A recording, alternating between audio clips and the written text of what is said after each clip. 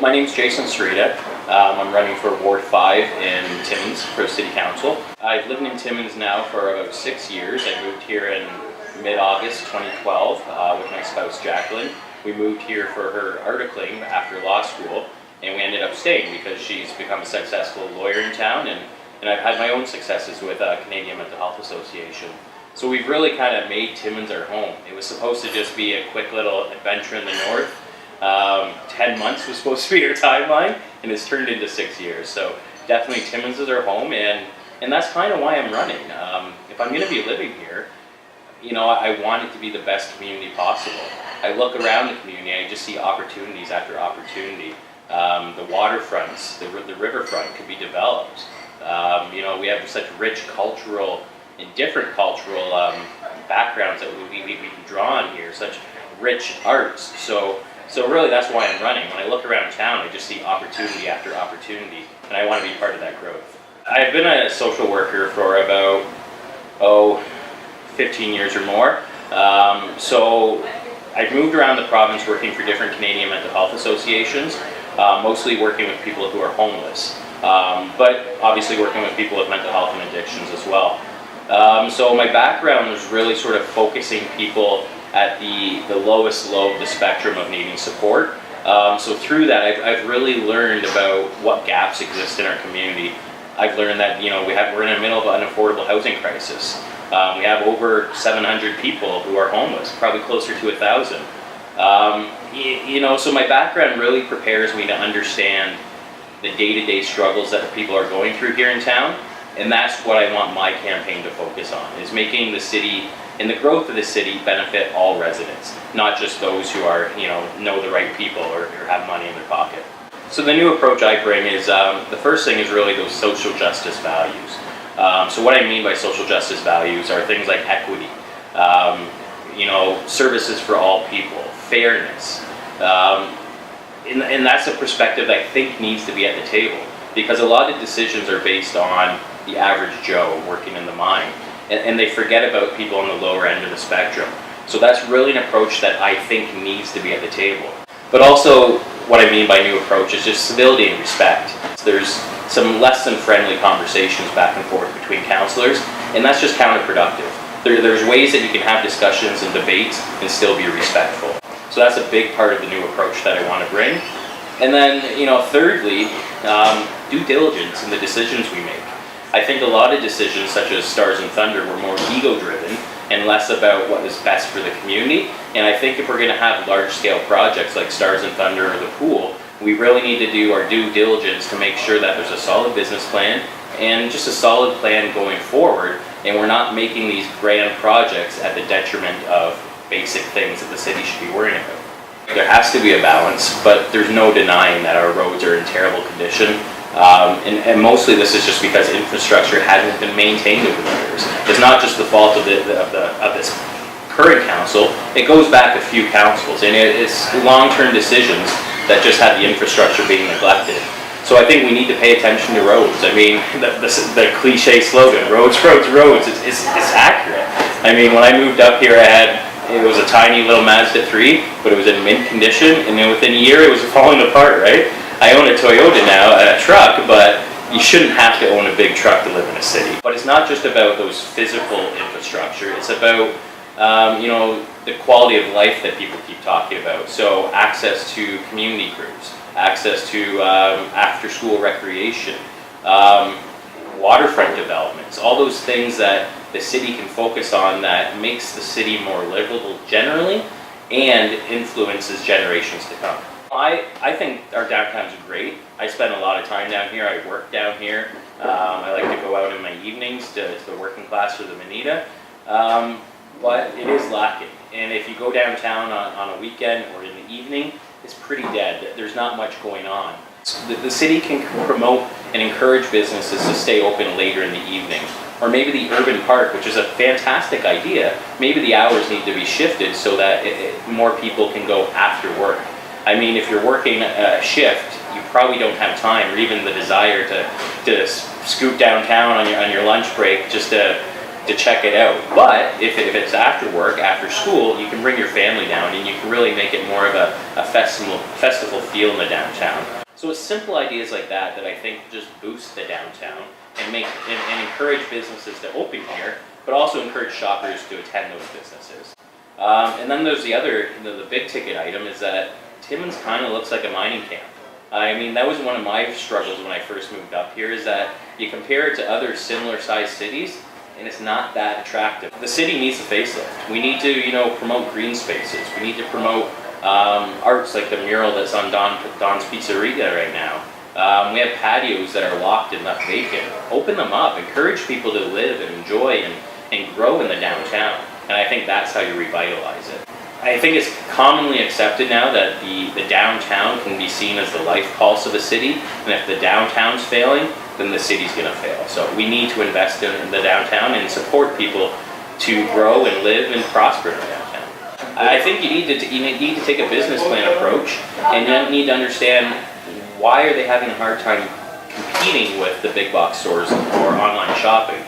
Well, it's accessibility. It's range of services, it's access to goods.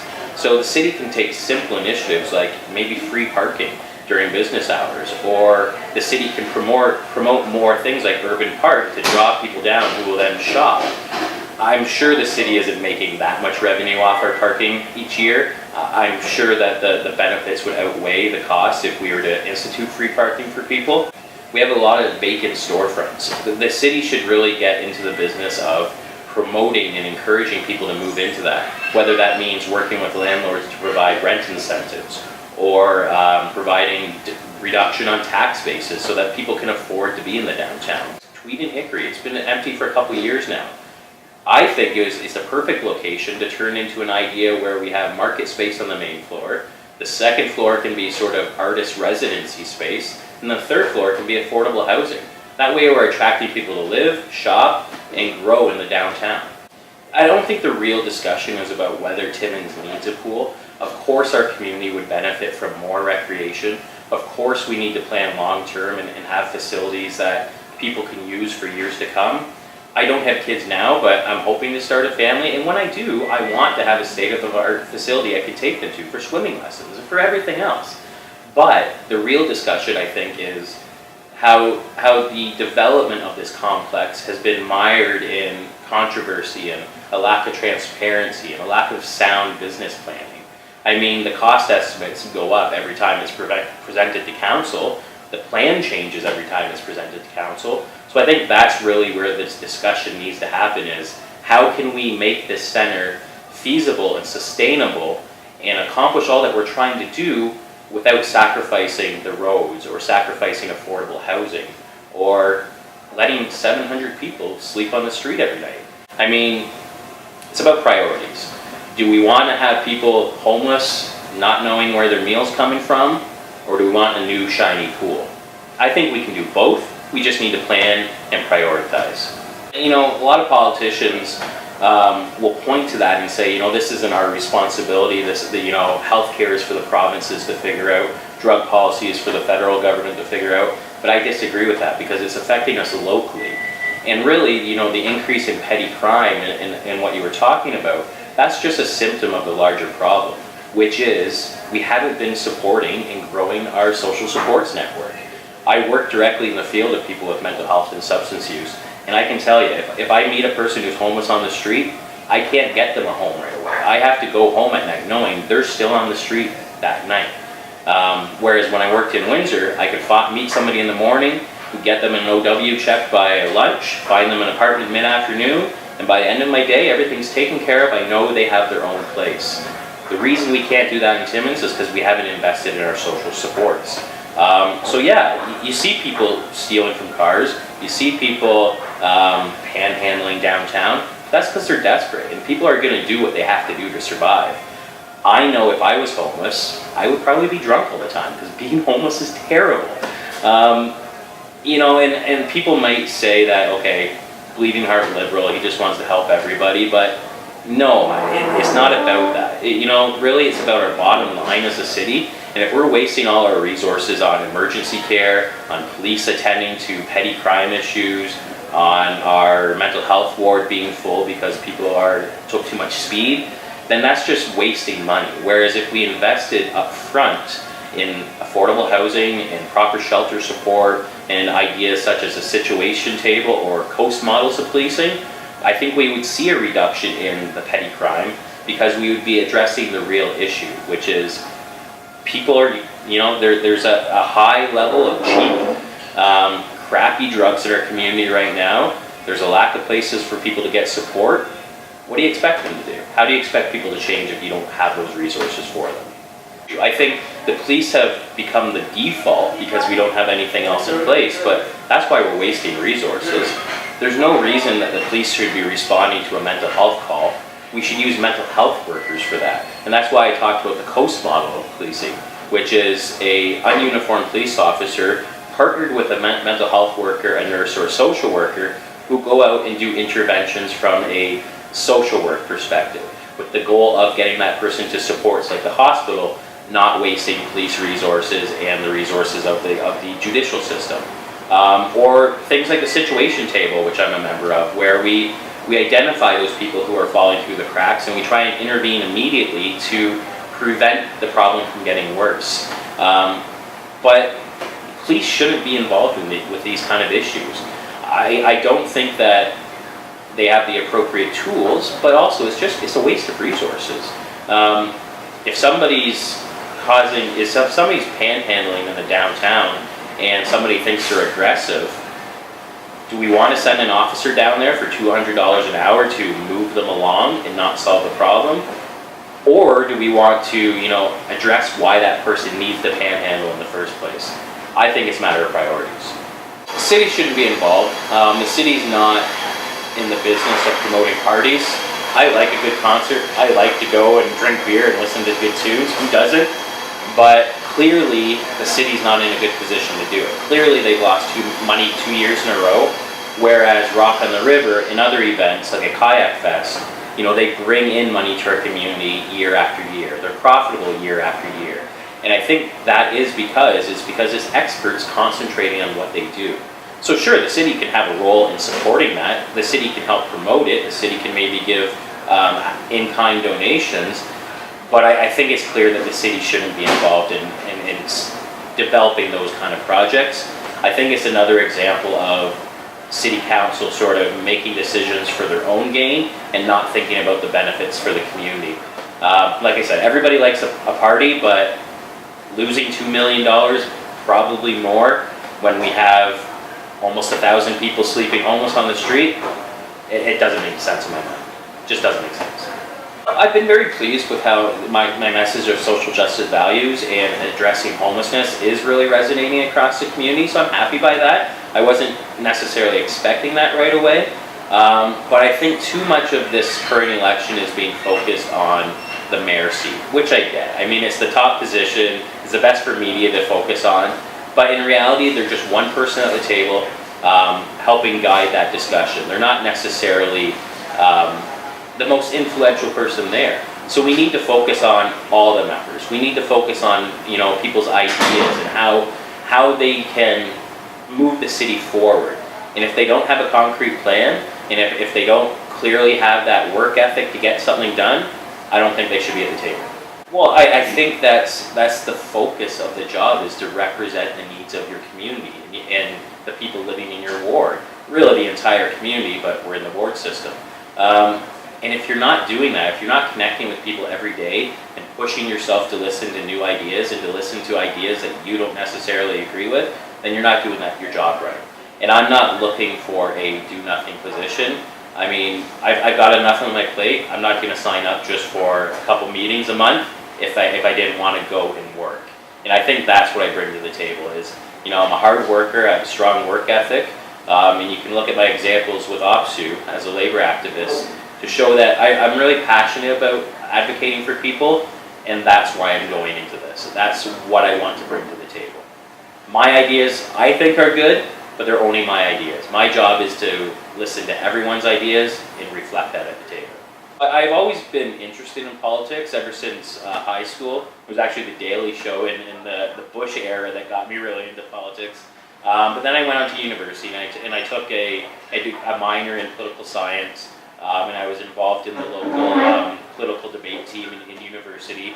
And then it was in the election where Jack Layton really made a push. And that's where I concretely confirmed my stance with the NDP. And I voted NDP since then. And since moving to Timmins, I've really entrenched myself, I think, in the NDP movement. I'm currently sitting as the executive secretary with the NDP Federal Riding Association. But I've also helped out Gilles Bisson on his provincial campaign. I've helped Charlie Angus on his federal campaign. And I've helped John Van Top out in his campaign as well. So, I just love politics. So, I live, I breathe it. Why not take it to the next level? Watching from the outside, I haven't been too engaged just because the nature of my work, I have to be a little bit apolitical. I have to put the interest of my clients ahead of myself, so I have to make sure I'm apolitical that way. But it has been chaos, and it affects the work I do as a mental health worker and an advocate, because if cities not having great discussions about affordable housing, if they're sitting there debating amongst themselves over who knows what, then we're not addressing the real issues. And I don't want to live in a community that's crumbling around me because we have people who can't agree to get along. And that's common across the province. Every city I've worked in as an advocate, there's always been long waiting lists of a year or more, sometimes 5 years for social housing. So that is an issue that municipal councils should be advocating with the provincial and the federal governments to increase the investments in affordable housing. Yeah, people do tend to, once they get that unit, stay there maybe a little bit longer than they need, but who wouldn't, right? You're going into social housing because you need sort of that leg up. You need that support to move on with your life goals. They do reviews of people living there. Maybe that's something that needs to happen more often. But I think most of it's just miseducation. You're right. Image is a lot, and you see those two fancy trucks there in the driveway. But really, you don't know. Maybe that guy's moving out next month, and he doesn't know it yet. Maybe he just got a new promotion, and that's the reason he's exiting the social housing. Or simply, who doesn't live beyond their means? I drive a fancy new Toyota Tacoma. It's brand new. Could I afford it? Maybe not. But I bought it, right? Because people are allowed to make their own decisions, good or bad. And just because you're accepting a social service doesn't mean we get to dictate how you live your life. And I'm against it because it doesn't logically make any sense. Like, getting rid of the bench doesn't solve the issue of people being in poverty and having to panhandle to survive. It doesn't solve the issue of people maybe having substance abuse issues, so they panhandle to feed their habit. It doesn't solve anything. All it does is move the problem from one location to a different location. And I don't think, as a responsible member of this community, I can stand by and watch an already incredibly marginalized group of people be pushed farther into the shadows. It's just not something I can allow to happen. So really, the debate isn't about the benches, because in reality, they're just benches. The debate is about, we need to address these issues. We need to invest in social housing. We need to invest in proper shelter space. We need to have, proper interventions to get people out of the predicament that they're in, where they feel they need to panhandle. Panhandling is not easy. Could you imagine sitting in the sun for 8 hours, being looked down upon, being ridiculed, being judged because you need money to eat? No, we shouldn't be punishing these people for the circumstance they're in. We should be helping them move out of it. That's hard to say, because sitting at the table and making those decisions is completely different than looking at a budget that's already been prepared. There's a lot of discussions that go in with city staff and consultants and with people who live in the community about what's important, and that's how budgets are made up. So I don't think it would be fair for me to criticize those decisions without having all the information in front of me. But I can say that I clearly think we need to take the lead in investing in social issues. I think we need to reprioritize infrastructure development. And, I think the city needs a facelift. Like, let's invest in more parks. Let's make some more green spaces. That's where I think the priority should lie. I think that will drive our growth. That'll improve, people moving here. That'll improve people wanting to stay in our community, and that all attracts businesses. Businesses come where people are happy and they know the population is growing or at least stable. If we can't do that, then our city isn't going to continue to grow.